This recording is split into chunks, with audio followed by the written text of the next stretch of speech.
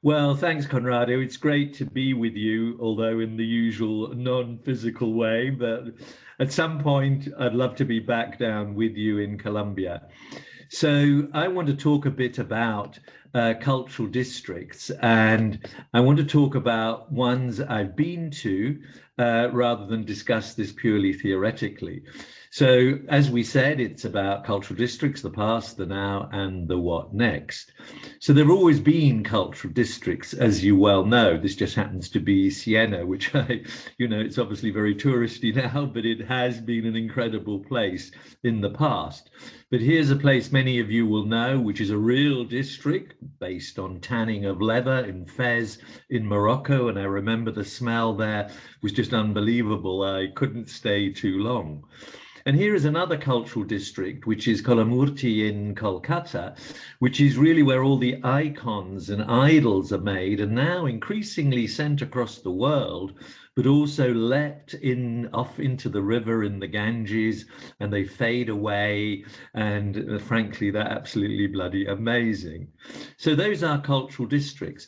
But in terms of the sort of today, the first new wave of districts that called themselves that, at least I was involved in, was when we were working with Birmingham, the city of 1,000 trades, and this custard factory, custard, turned into a sort of what today we would call a quarter, an area, and so on. And you can see now that it's slowly built up, and there are lots of startups, lots of artists, and all that there.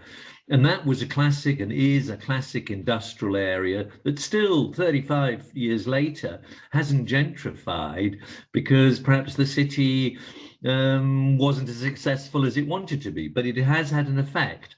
And this lack of gentrification has probably been very good. But there are lots of other cultural districts that new ones like the Castro district in San Francisco, which is obviously celebrating gay culture. Again, probably now far too touristy, and the real essence of what it was is only visible well, it's not visible at all. You get souvenirs if you want to buy them in the souvenir shop. But here I'm just showing another one, which is Melbourne, where the cultural districts are actually all the inner lanes of the city. And it's a funny sort of district, you could call it that, because you slip from one lane to the next, and outside those lanes, you have big streets which are not cultural in the sense that we're talking about. So what is a cultural district? Now, for me, in talking to Conrado, I felt really we're talking about an artistically driven concept of place and purpose, which has a cultural philosophy that you're trying to maintain through time. And it's obviously sometimes an area based too on the creative economy ecosystem that tends to happen because artists also have to survive. They sell product, they do interesting things, they work digitally, they do a hell of a lot. But of course, it depends if you focus more on the artistic or more on the economic, the results tend to differ.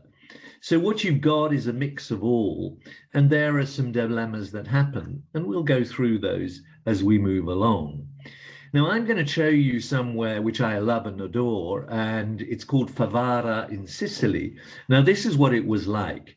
And one guy whose wife lived there, Florinda and Andrea, he's a notary, started buying up these buildings, which were nothing. They cost nothing.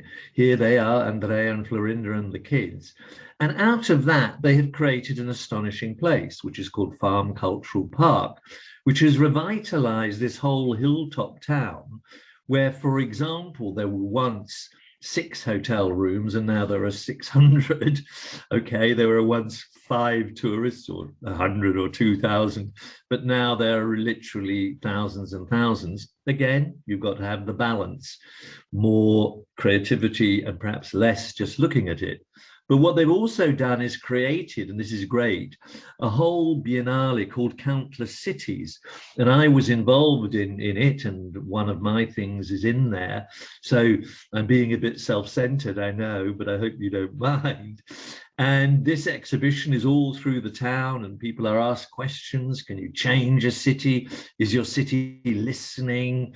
Is your city going up or down? And it's an interactive show that goes through the city and into one of these old palazzos, like here, a bit decrepit. And these are the sort of images that you might see.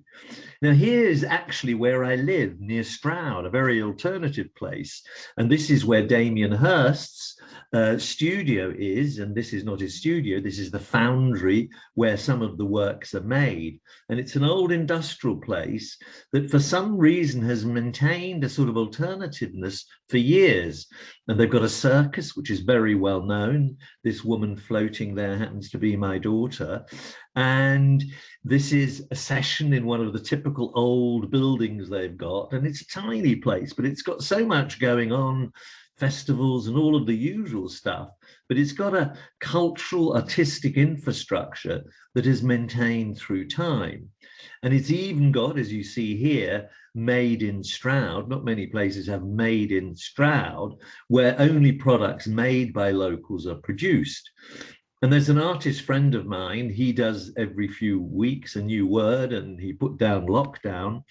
And because when we're thinking of culture and creativity, I think we need to have the bright sky, because we try to look at things with a glass half full.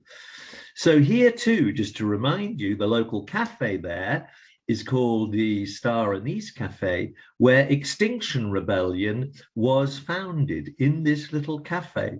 So it's quite a radical place. And yeah, I like it. I live there anyway. So what cultural districts can be, as you can see, some of them are quite emergent and organic. You know, there's not a top-down thing. There are top-down ones where someone says, I want to stamp culture and creativity on this place.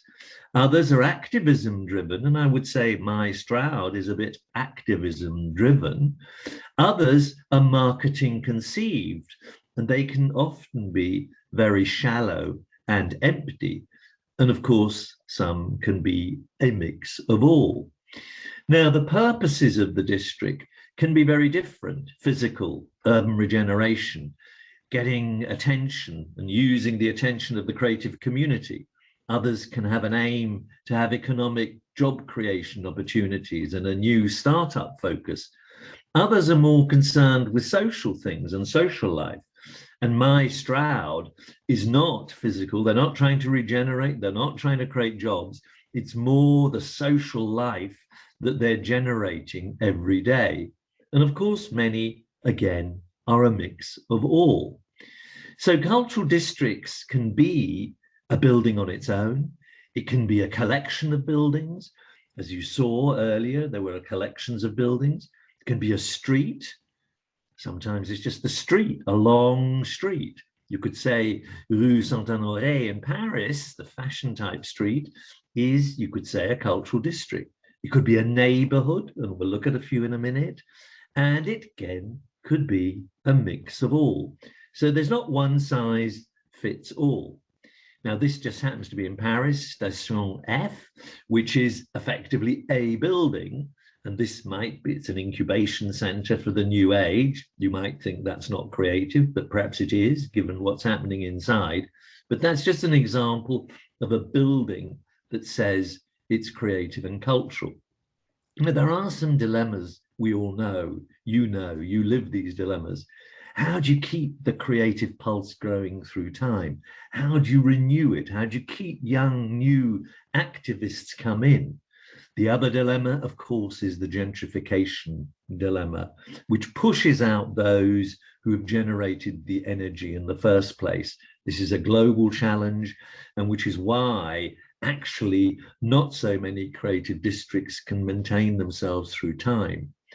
And the other dilemma is often the creative community is used for marketing purposes without engaging them. The other thing which I would say is a dilemma, is this pure consumption? I'm just consuming stuff, or is it production driven?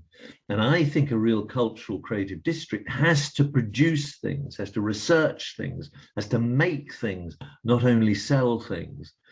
The other dilemma, I don't need to tell you, friends, is that some places just become a tourist hotspots, and then the energy is drained out of the place.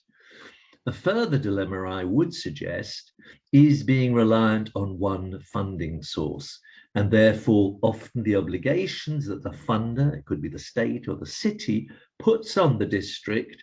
Sometimes it can be okay, but sometimes it can be limiting. So this is Chengdu in China.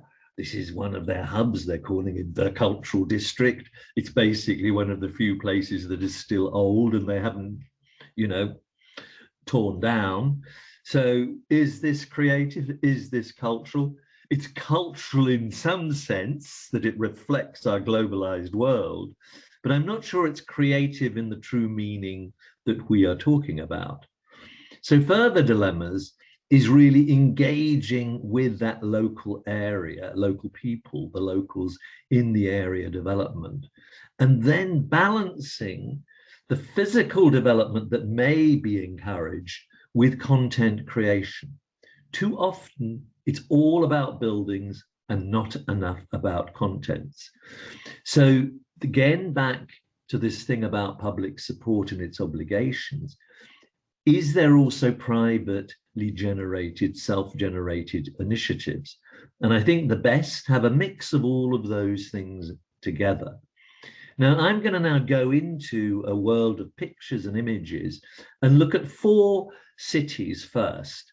Berlin, Buenos Aires, you know all about that much more than me, Shenzhen, and Taipei. And you'll see some contrasts in that.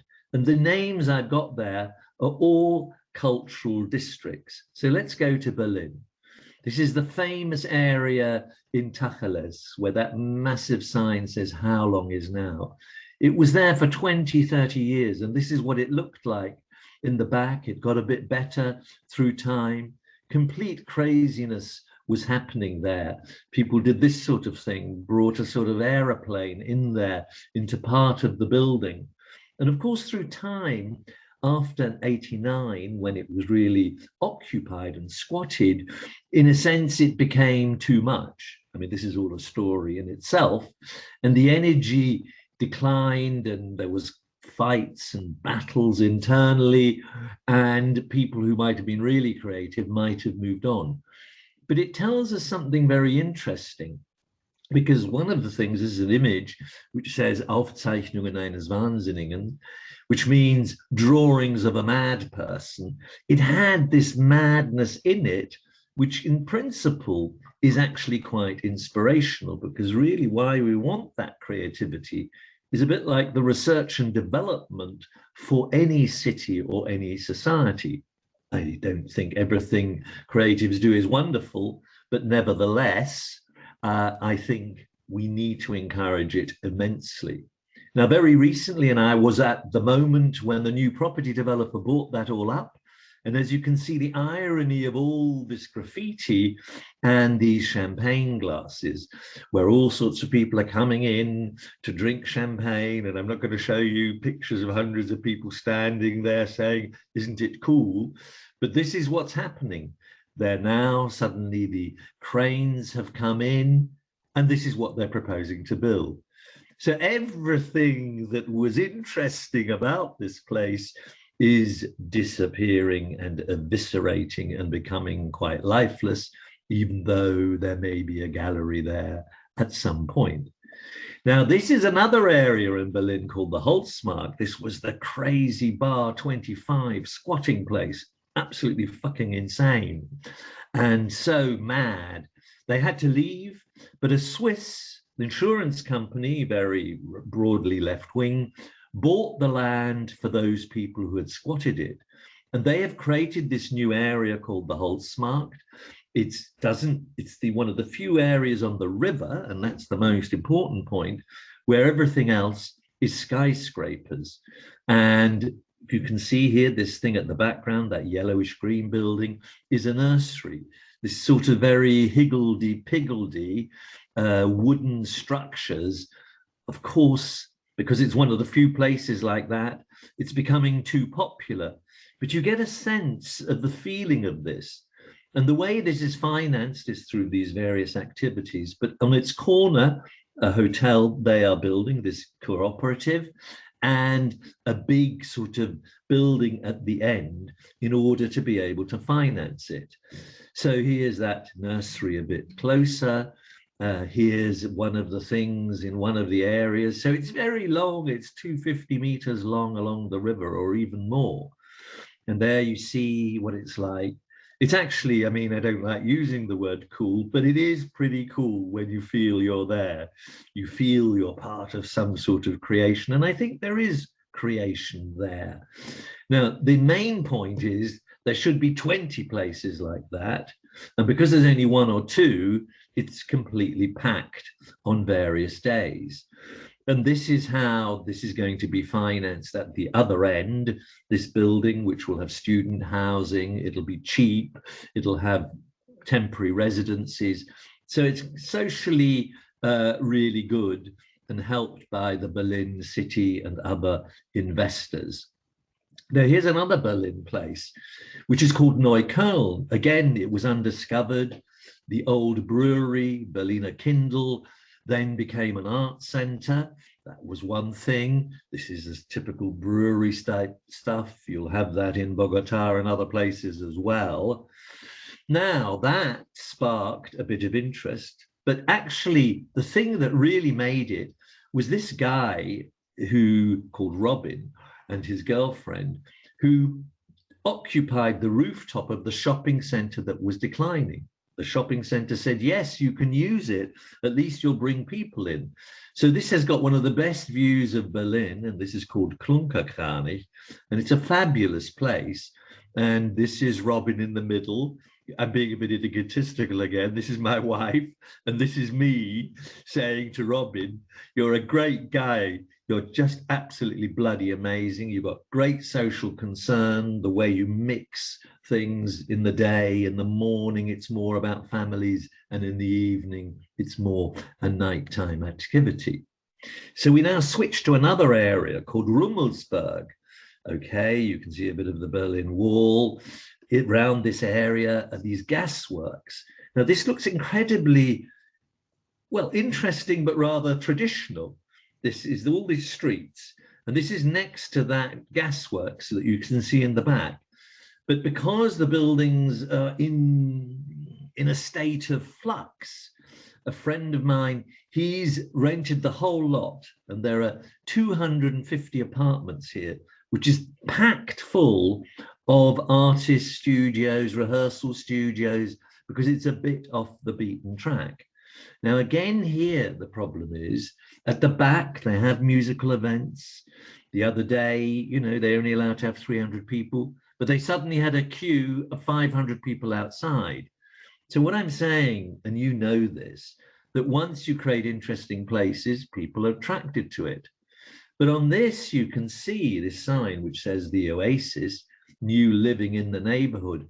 There's already beginning to be this tension between the gentrification pressures and this new living in the neighborhood, trying to maintain cheap prices and so on. So what all of that is about, that little Berlin story I'm talking about, is this movement of globalization, sometimes called the liquid city. You know about that. Sigmund Bauman invented that term. So now we go to somewhere you all know, and I'm not telling you anything new, which is, of course, La Boca.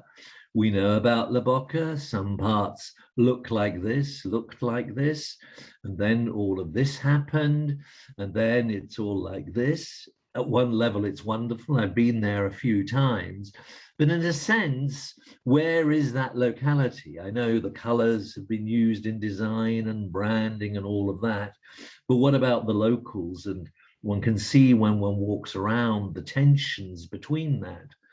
And of course, we see these galleries and we like them, but that question of the locals, the insiders and outsiders, remains.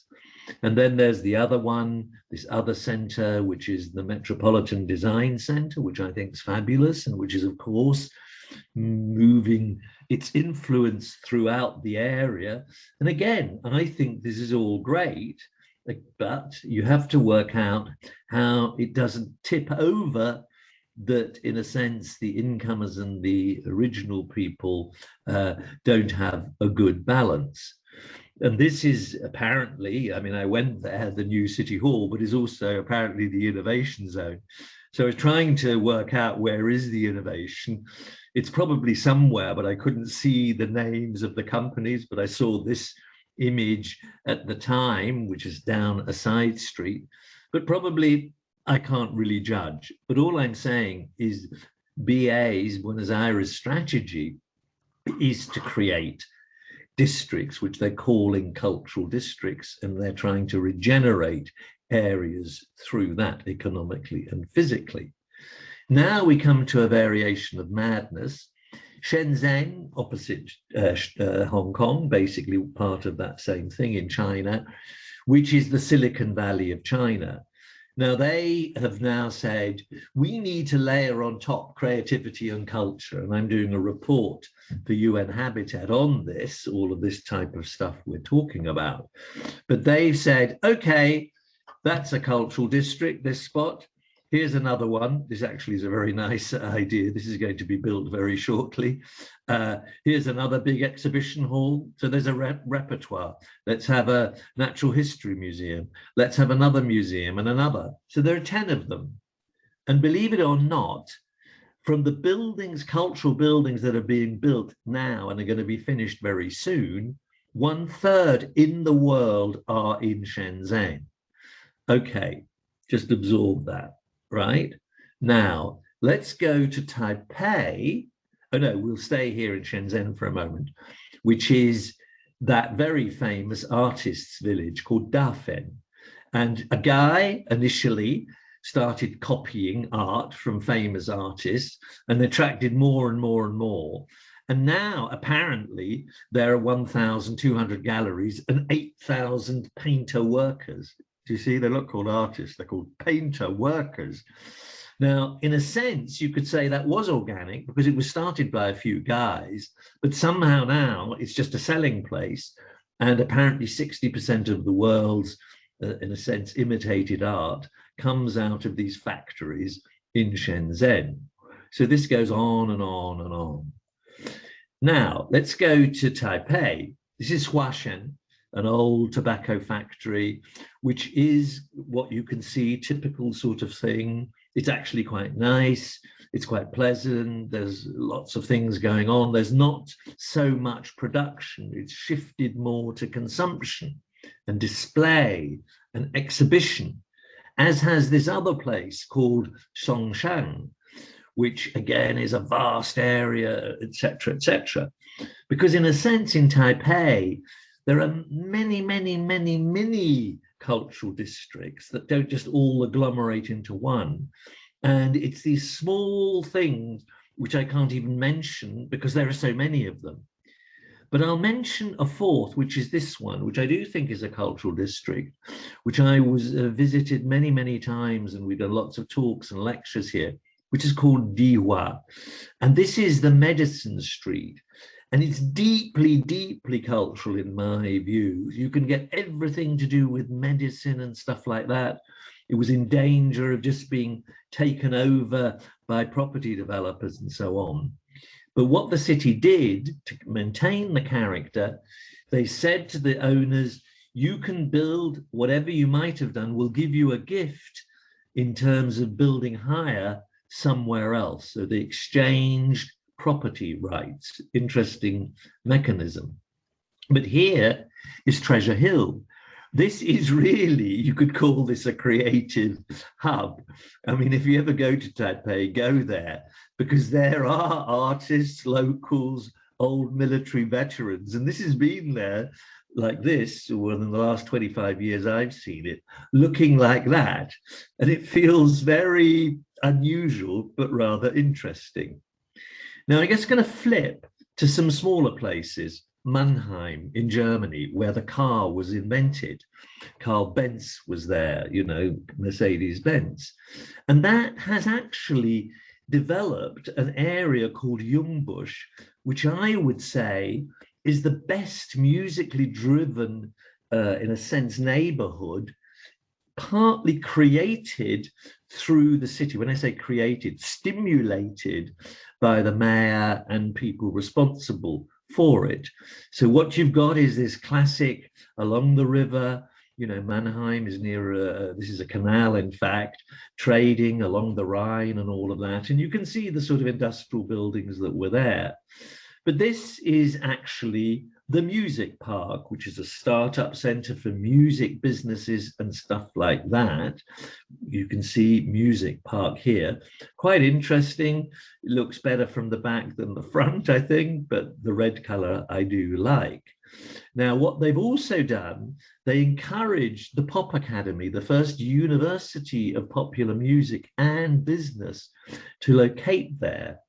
And that is an interesting combination because the two bosses are one, a business person, ex-Sony person, and the other, a drummer. And unsurprisingly, most of the students that come out of there get a job because they've learned about the business. So here are a couple of those musicians or trainee musicians leaving the Pop Academy. But that's spread up the road. So they've got another building they've regenerated and another and another. And this is called the C Hub. And again, what it is a combination of production. It's very production driven, even though in this case, there is a party going on. But it is about making, learning, and producing rather than purely consumption. Now, a very famous cultural district is, of course, Ile-de-Nantes, which is where that massive elephant structures are made. And you know about those, of course. And that factory, which is an old shipyard in here, this used to be a shipyard area, is actually interesting because a lot of the people in that making the elephant factory, it's all mechanical. It's doing with your hands and stuff like that. And I really appreciate that. And that building in the background is a university campus for creative economy activities. And I think there are 2,500 students who are there. So again, there is a combination of learning and making, which I personally quite like. Obviously, people are visiting it. They want to see that big elephant who goes around and walks very slowly around this area. And it's obviously a wonderful experience to sit on that vast elephant. So what I'm really saying is that the districts that are good for me, as it says here, I saw this in Copenhagen once on the floor, be best not in, but for the world. Be creative for the world. Don't say, I am a creative place. And I love that notion. And that leads me to Amsterdam, which obviously has many districts, which you would have to call creative. The Seven Lanes area, Jordaan, you will know the names if you've been to Amsterdam, and new ones are happening further afield because the center is too overpopulated with tourists. But from these words, you can see circular economy, obviously vibrancy and all of that, inclusive city, healthy, better for all of us, smart in a good way. And this is where it comes back to that point, which I think is really important for us all to consider, which is the ethical perspective on everything. So that leads me just again to be a bit self-centered to what I think the essence of the art of city making is. And this goes back to the beginning of that talk when I talked about Favara. And I said there are 5 things. One, I said great places are places of anchorage and originality. I mean, you know that. I'm not telling you anything new. Originality can be distinctiveness. So that could be like in Jodhpur in India, you're blue, you're somehow blue. That just happened to culturally be the thing that was relevant. You could make the pigment also. But this is the opposite, you see. What we've got all these sightseeing buses here, they're all around the world. It's Berlin, Florence, Sydney, Istanbul, but they're all the same company. Or here, my vast collection of Coca-Cola pictures from around the world. So this is the battle that we're on about. And that's when cultural districts become too popular. Variations of what we're seeing here take hold. A cultural district at its best is, of course, a place of connection and communication. And that's in every sense, of course, the transport and all of that. But I think in a cultural district, it's really the walkability, that notion. It's the 5-minute city, the 10-minute district, whatever name you want to give it. So it's connectivity physically, but also personally with friends and family. And that connection can be made. I mean, just showing you a picture of, you know, the Cloud Gate in Millennium Park in Chicago, which is a sort of meeting place, one of the few pieces of public art, which actually brings people together in a way that they connect in a deep way. And when I'm just showing you this, because connections can also be you just sitting there. I was sitting in this one place for hours and hours and was just watching people, and then occasionally someone would come up and talk. And it's that sort of very informal environment that I think makes great places.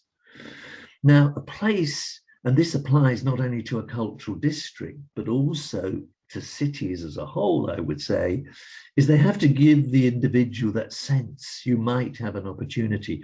You can fill an ambition, you can express yourself, you can be the best you can be. Now, that may be a physical manifestation, as in here, all these people trying to build things, but really what opportunity ambition is about is really providing a wonderful content creation program. And that's where you obviously want the public sector to help. You want interesting sponsors to want to help content creation and not only buildings. So there's always this balance I mentioned before between ambition just being buildings, or is it really what we do together, what we create, which I think is more important. I think what's really vital in a place that I would call great, and that can be a district and bigger, is that it nurtures you and nourishes you. Now, that's obviously to do with facilities like hospitals, recreation places, and so on. But it's also to do with the local food and all of that. Now, it may not be produced in the cultural district, but it's the opposite of only having supermarket food. It's markets that give you stuff that feels produced in a way that tastes fresh, that tastes good, and so on.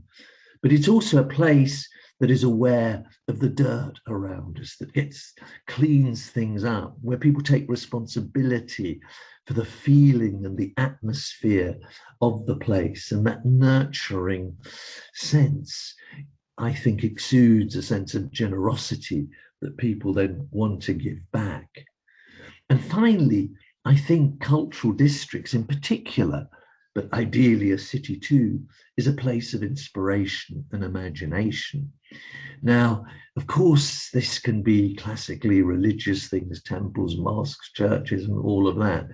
But I think inspiration could be a wonderful art gallery, a fantastic small museum, a strange little, I don't know, club, which is hidden and not many people go to, but those who do go to find themselves transformed.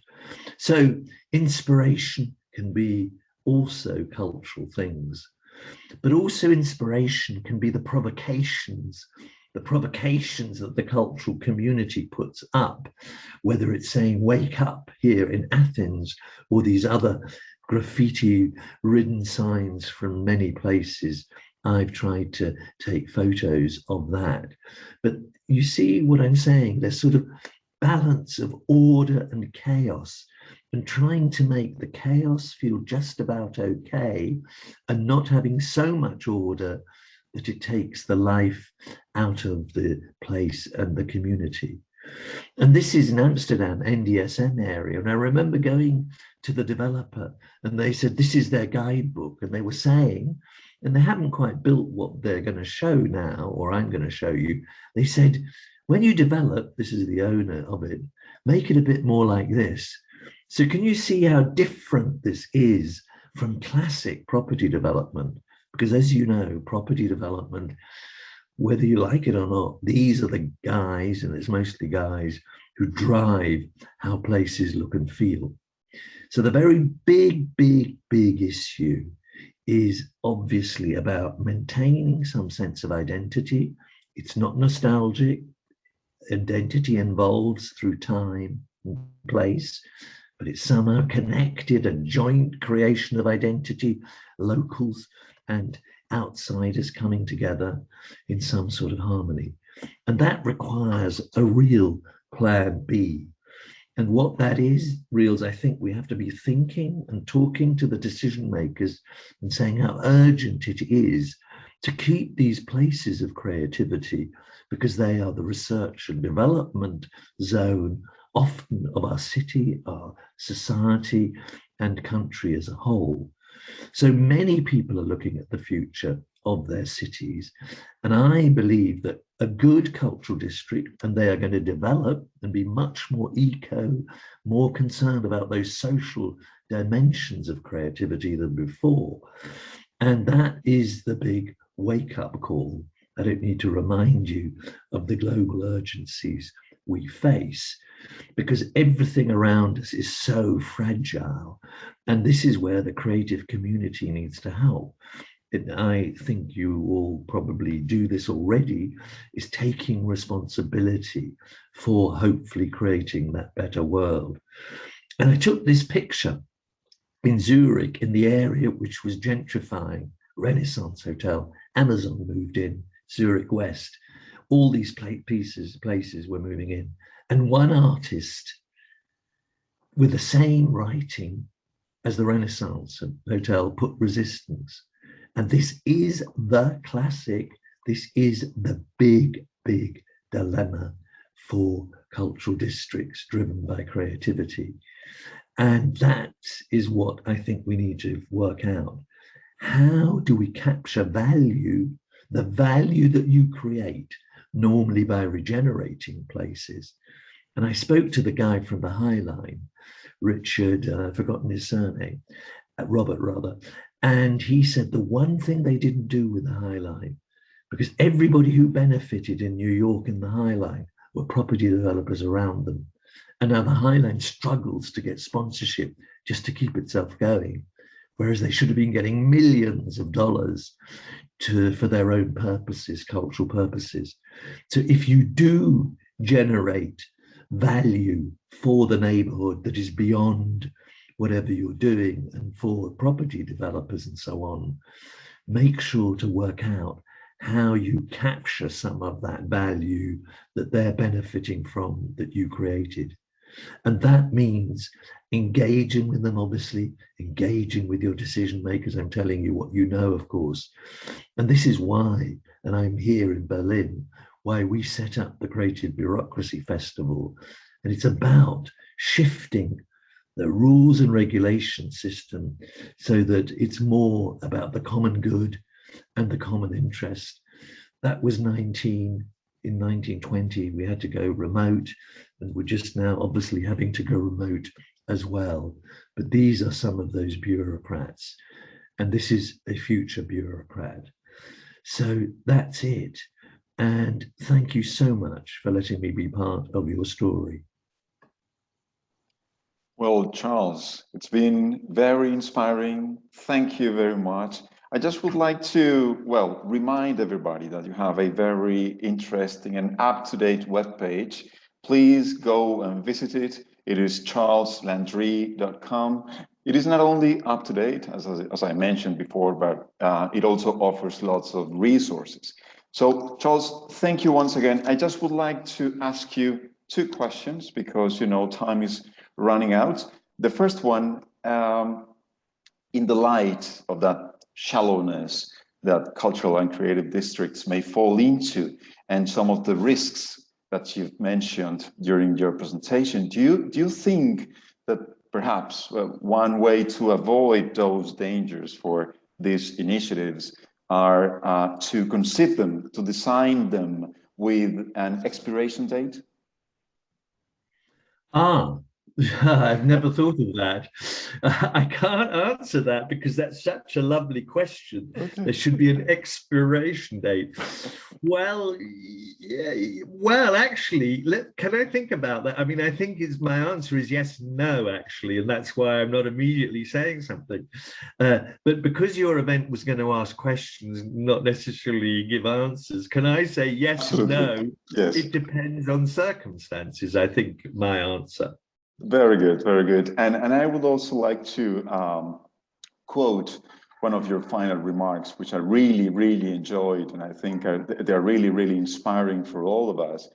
And it's the one talking about a place for connection and communication, a place to talk with others. When we conceived this platform and Encounter, we were kind of thinking of those things: communication, exchanging ideas, exchanging best practices, exchanging, in the end, the things that affect us and the things that we are worried about. Do you think that a platform such as this one, such as this Encounter, is it an initiative that can, add in those terms, in terms of communication and creating the possibility to negotiate and to talk within or among colleagues? I wouldn't be here if I didn't believe that to be true. And I wish I was with you physically with all, I mean, I'm sure you've got some interesting South American folks with you. I'd love to be talking about your districts. I'd love to be wandering around Bogota and other places with you. And of course, I agree with you. I think the more we connect and also learn from other places, Europeans might think it's all happening in Europe. I don't think that's true. I think there are fantastic things in South America and so on, and even Africa, of course. So I think that exchange is absolutely vital, and obviously it's partly limited when you're doing things virtually and you're just reading. The best thing is always to be there physically, to touch the stones, to touch and hug the people, and have that physical connection too. So I wouldn't mind just giving your collective audience a sort of joint hug, but anyway, that's it. It's a virtual one.